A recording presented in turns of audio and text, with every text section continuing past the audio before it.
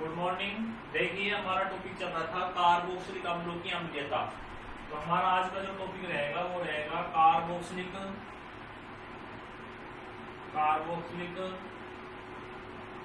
अम्लों की अम्लीयता पर प्रतिस्थापियों का प्रभाव।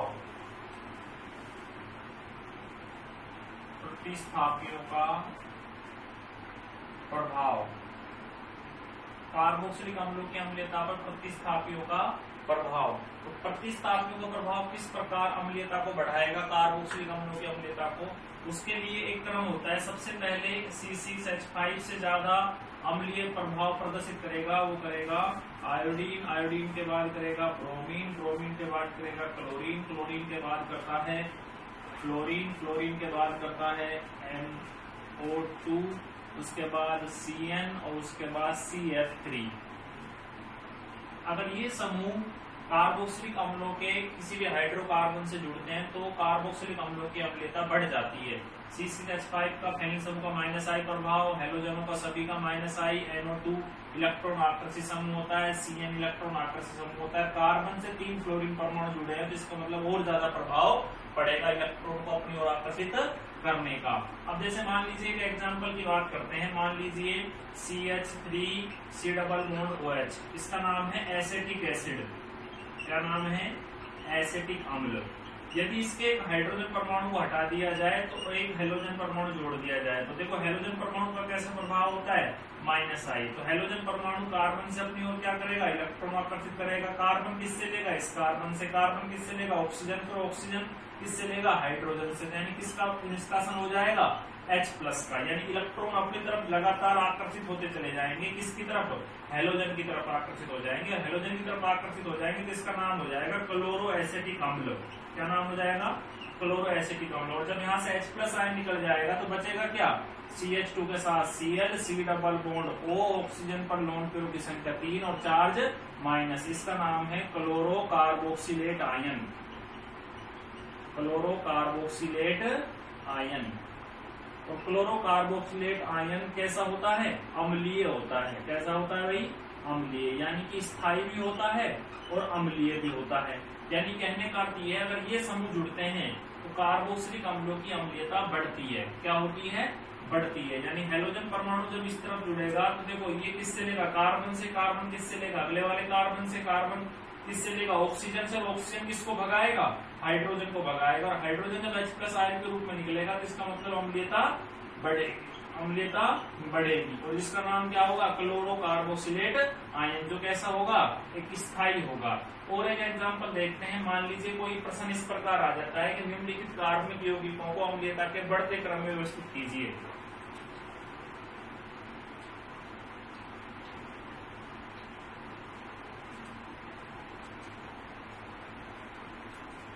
प्रश्न इस प्रकार आ जाता है, निम्नलिखित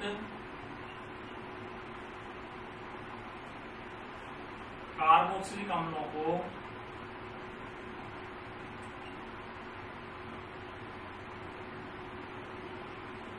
अम्लीयता के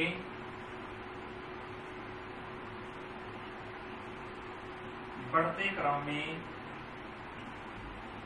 व्यवस्थित कीजिए। बढ़ते क्रम में व्यवस्थित कीजिए। आपको 4-5 एग्जांपल दे दे। जैसे आपको दे दे CH2 के साथ Br, C double bond OH, इसका नाम है ब्रोमोएसिटिक एसिड। ब्रोमोएसिटिक अम्ल। उसके बाद दे दे आपको ICH2 के साथ C डबल बॉन्ड OH, इसका नाम है आयोडोएसिटिक एसिड।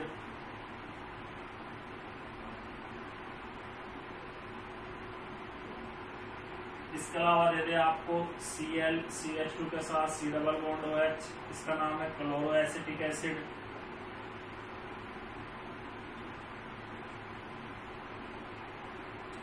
और लास्ट में दे दे FCH2 C double bond OH, fluoroacetic acid.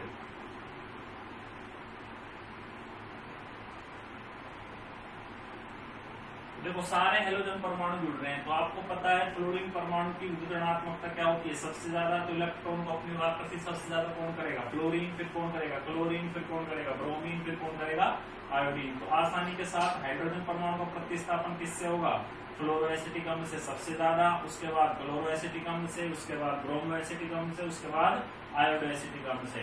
तो बढ़ते क्रम का मतलब है सबसे पहले कम, फिर उससे ज्यादा, फिर उससे ज्यादा, फिर उससे ज्यादा, फिर सबसे ज्यादा। तो सबसे कम कौन आएगा भाई, ICH2 के साथ C डबल बॉन्ड OH। उससे ज्यादा कौन आएगा, BrCH2 के साथ C डबल बॉन्ड OH। उससे ज्यादा कौन आएगा, ClCH2 के साथ C डबल बॉन्ड OH। उससे ज्यादा कौन आएगा, FCH2 के साथ C डबल बॉन्ड OH। इस प्रकार का भी बोर्ड एग्जाम में प्रश्न पूछा जा सकता है। और पिछले लास्ट ईयर में पूछा गया प्रश्न है कि सबसे ज्यादा अम्लीय कौन होगा, जिस हेलोजन परमाणु की विद्युत ऋणात्मकता सबसे ज्यादा होगी वो सबसे ज्यादा अम्लीय प्रभाव प्रदर्शित करेगा, क्योंकि वो अपनी तरफ तीव्र गति से H+ आयन को अपनी ओर आकर्षित करेगा। H+ आयन आकर्षित होगा तो कार्बोक्सिलेट आयन आसानी के साथ प्राप्त होगा, यानी H+ आसानी के जिससे जल्दी निकलेगा वो ज्यादा अम्लीय माना जाएगा। सबसे ज्यादा अम्लीय होगा फ्लोरोएसिटिक अम्ल, फिर क्लोरोएसिटिक अम्ल, फिर ब्रोमोएसिटिक अम्ल, सबसे कम आयोडीन, क्योंकि आयोडीन की विद्युत ऋणात्मकता हेलोजनों में सबसे कम पाई जाती है। ठीक है, और एग्जाम्पल देखते हैं।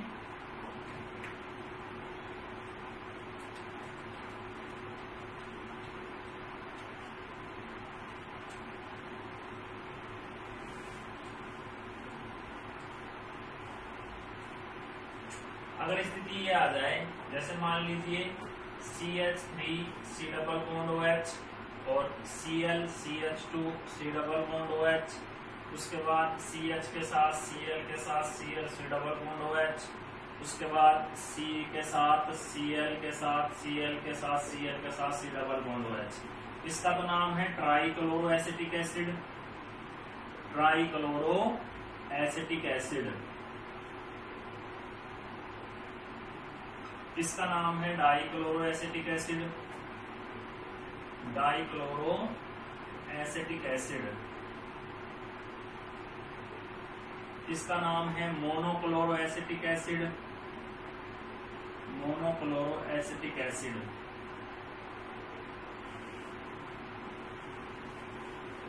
और इसका नाम है एसिटिक अम्ल।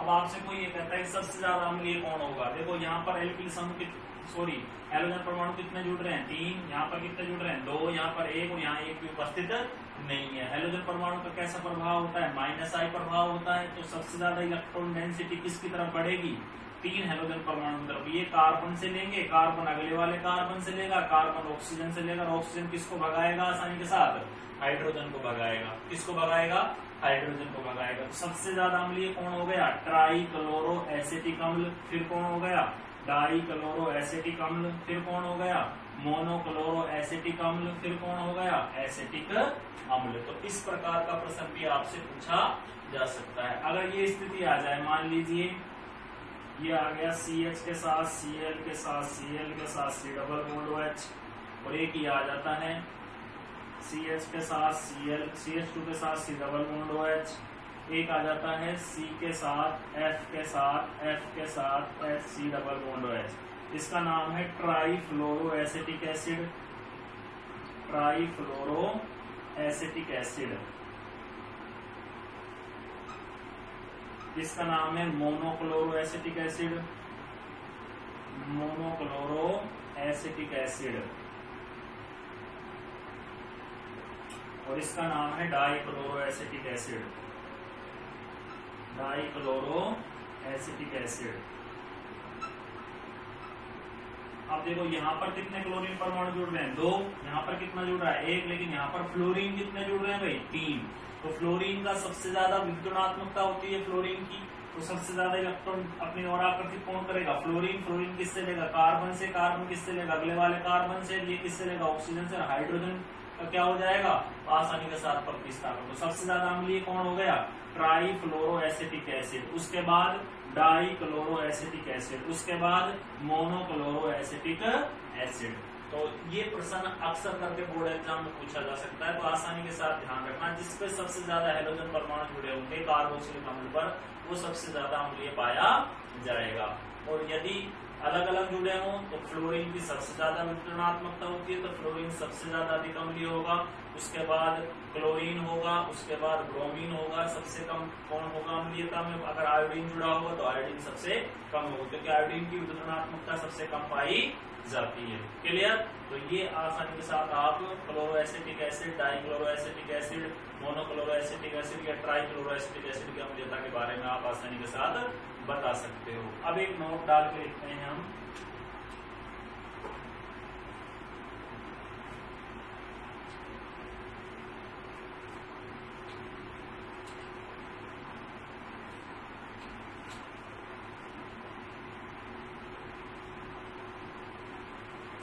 यदि किसी कार्बोक्सिलिक अम्ल से, नोट में लिख रहा हूं मैं, यदि किसी कार्बोक्सिलिक अम्ल क्रियात्मक समूह युक्त हाइड्रोकार्बन से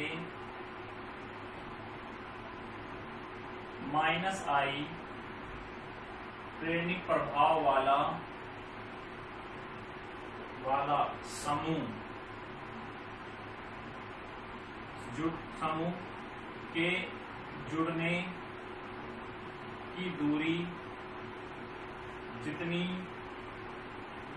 न्यूनतम होगी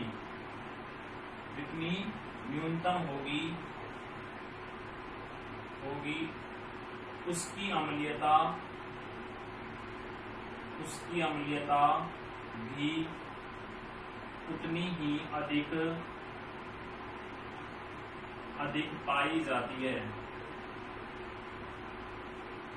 अधिक पाई जाती है। और जितनी अधिक दूर होगी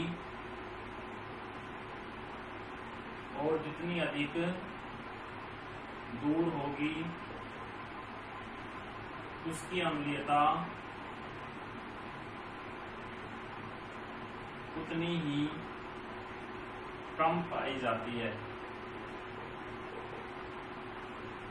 यदि किसी कार्बोक्सिलिक अम्ल क्रियात्मक संयुक्त हाइड्रोकार्बन से -I प्रेरणिक प्रभाव वाला समूह के जुड़ने की दूरी जितनी न्यूनतम होगी उसकी अम्लीयता उतनी ही अधिक पाई जाती है, और जितनी अधिक दूर होगी उसकी अम्लीयता उतनी कम पाई जाती है। जैसे मान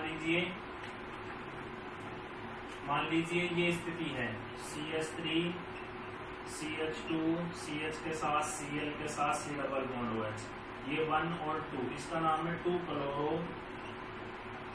ब्यूटेनोइक अम्ल।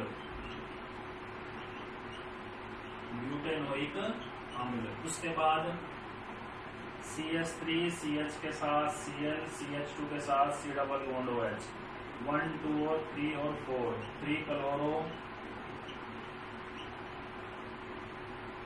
Butanoic acid. और लास्ट में है CH2 के साथ Cl CH2 के साथ C डबल बॉन्ड OH, 1 2 3 और 4, इसका नाम है 4-क्लोरो ब्यूटेनोइक एसिड। तो देखो यहाँ पर, तो देखो कार्बोक्सिलिक अम्ल से जुड़ने वाला जो -I प्रेरणिक प्रभाव वाला समूह, उसकी दूरी बिल्कुल कम है, दूसरे नंबर कार्बन पर है। यहाँ पर कितने नंबर कार्बन पर है? तीसरे पर। और यहाँ पर कितने नंबर पर है? चौथे पर। इसका मतलब ये सबसे ज्यादा क्या होगा? कम अम्लीय, जिसकी दूरी -I प्रेरणिक प्रभाव वाले समूह की कार्बोक्सिलिक अम्ल से जुड़ने की दूरी जितनी अधिकतम होगी उसकी अम्लीयता उतनी ही कम होगी। और यहाँ पर देखो दूरी बिल्कुल क्या है? पास में है कार्बोक्सिलिक अम्ल के, तो अम्लीयता सबसे ज्यादा होगी। इसमें थोड़ा सा और ज्यादा है तो इसका मतलब उससे कम होगी। तो सबसे ज्यादा अम्लीय कौन हो गया? 2-क्लोरो ब्यूटेनोइक अम्ल, उसके बाद 3-क्लोरो ब्यूटेनोइक अम्ल, और उसके बाद 4-क्लोरो ब्यूटेनोइक अम्ल। समझ में आ गया? ये नोट आप आराम से पढ़ सकते हो। यदि किसी कार्बोक्सिलिक अम्ल क्रियात्मक संयुक्त हाइड्रोकार्बन से -I प्रेरणिक प्रभाव वाला समूह के जुड़ने की दूरी जितनी न्यूनतम होगी उसकी अम्लीयता उतनी ही अधिक पाई जाती है, और जितनी अधिक दूरी होगी उसकी अम्लीयता उतनी कम पाई जाती है। देखो यहाँ पर दूरी न्यूनतम है तो अम्लीयता ज्यादा है, यहाँ पर दूरी अधिकतम है हेलोजन परमाणु Cl की जुड़ने की, तो इसलिए अम्लीयता कम है। ठीक है, क्लियर? आगे देखो, अगर अब प्लस आई पैरेनिक प्रभाव वाला समूह जुड़ता है कार्बोक्सिलिक अम्ल हाइड्रोकार्बन से तो अम्लीयता घटेगी।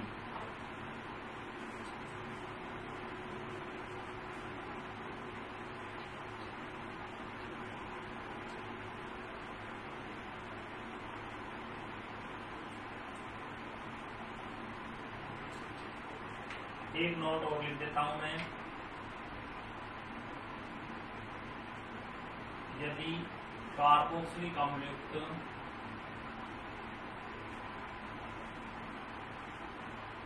अम्लयुक्त हाइड्रोकार्बनों से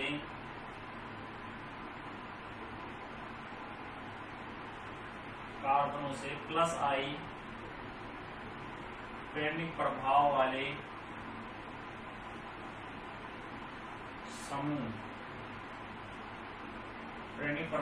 समूह जुड़ते हैं तो H+ त्यागने की प्रवृत्ति घट जाती है। H+ त्यागने की प्रवृत्ति घट जाती है। जैसे C के साथ CH3 के साथ CH3 के साथ CH3 के साथ C double bond OH, CH के साथ CH3 के साथ CH3 के साथ C डबल बॉन्ड OH, उसके बाद CH3 के साथ CH2 के साथ C डबल बॉन्ड OH और लास्ट में CH3 C double bond OH। इसका तो नाम है ट्राईमेथिल एसिटिक एसिड। ट्राईमेथिल एसिटिक एसिड, इसका नाम है dimethyl acetic acid. Dimethyl acetic acid, इसका नाम है मैथिल एसिटिक एसिड।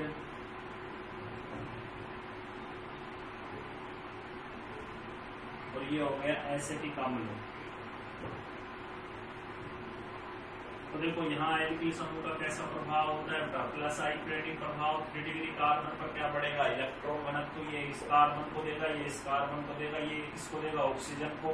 तो यहाँ से कौन नहीं भागेगा, H+ नहीं भागेगा, और जब H+ नहीं भागेगा तो अम्लीयता घटेगी।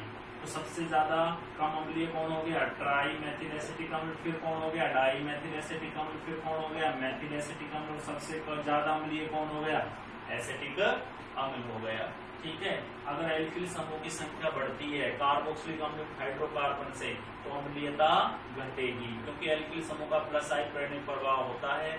3 डिग्री कार्बन पर इलेक्ट्रॉन घनत्व बढ़ेगा, इसलिए आसानी के साथ H+ आयन का निष्कासन नहीं होगा, सीधा OH- आयन का निष्कासन होगा, इसलिए अम्लीयता घटेगी। क्लियर। अब एक प्रश्न आता है,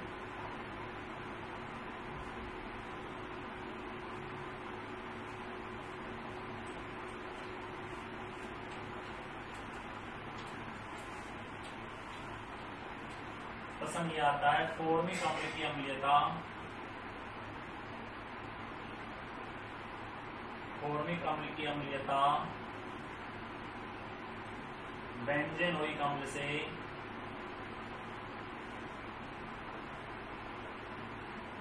अधिक पाई जाती है, क्यों।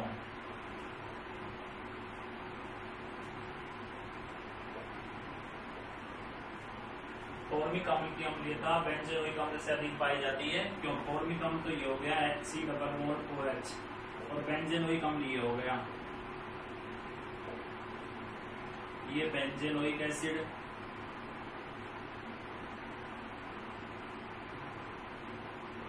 और ये फॉर्मिक एसिड। देखो इसकी अम्लीयता ज्यादा होती है इससे, क्यों, क्योंकि देखो यहाँ से H+ आयन निकलेगा तो इस पर चार्ज माइनस कार्बन। इस खनिज समूह का कैसा प्रभाव होता है, माइनस आई पैरेनिक प्रभाव। इसमें एकांत क्रम में क्या पाए जाते हैं, पाई बॉन्ड। तो पाई बंध के कारण इसमें क्या होगा, अनुनाद होगा, और अनुनाद के कारण आसानी के साथ वापिस से कार्बन हाइड्रोजन के बीच में डबल बॉन्ड के लक्षण आएंगे, वापिस से इलेक्ट्रॉन ऑक्सीजन तरफ जाएंगे। तो इसलिए H+ तो निकल जाएगा, लेकिन इस अनुनाद के कारण इस समय लगता है और समय के कारण स्टेबिलिटी बढ़ती है, इसलिए इसकी अम्लीयता घट जाती है। किसकी तुलना में, फॉर्मिक अम्ल की तुलना में, जबकि फॉर्मिक अम्ल में ऐसा संभव नहीं होता है, इसलिए इसकी अम्लीयता फॉर्मिक अम्ल की ज्यादा पाई जाती है। किससे, कार्बोक्सिलिक बेंजेनोइक अम्ल से। क्लियर। अब एक प्रश्न और आता है, ये बेंजेनोइक एसिड है, बेंजेनोइक एसिड है, ये है 4 नाइट्रो बेंजेनोइक एसिड,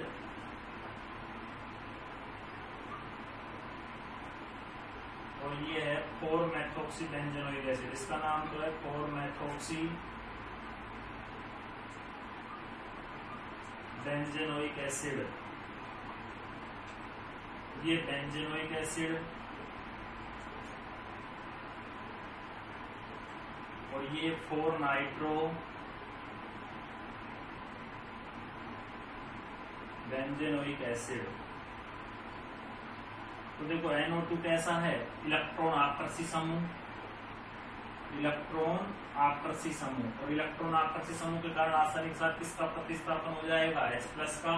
जबकि बेंजेनोइक एसिड में क्या होता है, फेनिल समूह का -I प्रेरणिक प्रभाव होता है, और इसमें एल्किल समूह का कैसा प्रभाव है, +I प्रेरणिक प्रभाव। तो कार्बन पर इलेक्ट्रॉन, ऑक्सीजन पर इलेक्ट्रॉन घनत्व बढ़ेगा, ऑक्सीजन कार्बन पर बढ़ाएगा, तो आसानी के साथ किसका प्रतिस्थापन नहीं होगा, हाइड्रोजन का। इसलिए सबसे ज्यादा अम्लीय कौन होता है, 4 नाइट्रो बेंजेनोइक एसिड, उसके बाद बेंजेनोइक एसिड, और सबसे कम कौन होता है, 4 मेथोक्सी बेंजेनोइक एसिड। तो ये प्रश्न भी बहुत इंपॉर्टेंट है कि सबसे ज्यादा अम्लीय कौन होगा, 4 नाइट्रो बेंजेनोइक एसिड, उसके बाद बेंजेनोइक एसिड, और उसके बाद ये हो जाएगा आपका 4 मेथोक्सी बेंजेनोइक एसिड। तो यहाँ पर आकर आपके कार्बोक्सिलिक अम्लों की अम्लीयता कंप्लीट होती है, और चैप्टर भी एल्डिहाइड कीटोन कार्बोक्सिलिक अम्ल पूर्ण होता है। तो नेक्स्ट वीडियो में हम अगले चैप्टर की शुरुआत करेंगे। धन्यवाद।